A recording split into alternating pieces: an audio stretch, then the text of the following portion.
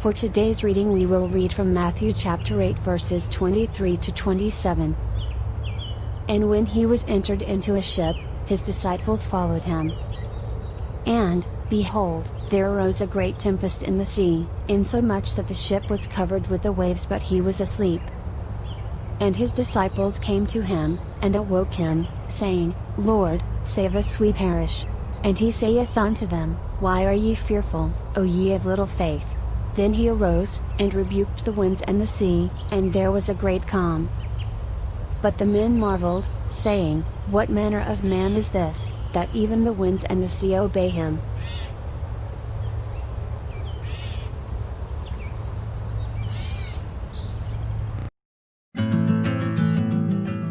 Calming the storm. Up to this point in Matthew 8, Jesus has just healed many people and talked about the cost of following him. In verse 23, we read that Jesus got into a boat with his disciples and started out across the lake. Very abruptly, a storm rose up, creating waves so big that they rocked the boat. Sudden storms like this were common on the Sea of Galilee, so it's surprising that the disciples were frightened because most were experienced fishermen. Yet, while they were in a panic, Jesus was not. In the midst of the turmoil that was all around them, he was asleep. So, the disciples went down to wake him up, begging him to save them because they feared death. And the way Jesus responded to them leads us to believe that he was surprised they were acting this way. Here's what Matthew 8:26 New Living Translation says. Jesus responded, Why are you afraid? You have so little faith. Then he got up and rebuked the wind and waves, and suddenly there was a great calm. The disciples were utterly amazed at this. They could not believe what they'd just witnessed. The man they pledged to follow had just rebuked the wind and the waves in one instance. Today's takeaway: Jesus is with us. We're flooded by our own storms every day. Some are on a larger level like pandemics and wars, while others are more personal and affect our careers, health, and relationships. It's natural for us to want the storm removed from us.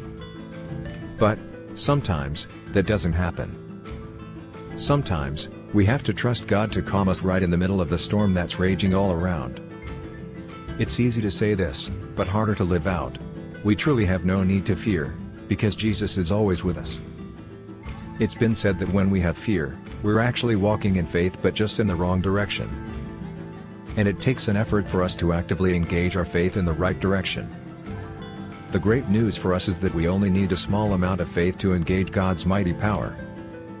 We face many different things in our lives that make us feel fear. But, even when we don't sense His presence, He's still with us. Even when we don't see His hand, He's still guiding us. Even when we don't understand His plan, He still has one. Let's rest in the truth that Jesus is always with us.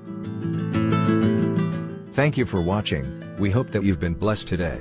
Don't forget to like, share, and subscribe. We'll see you again on the next video.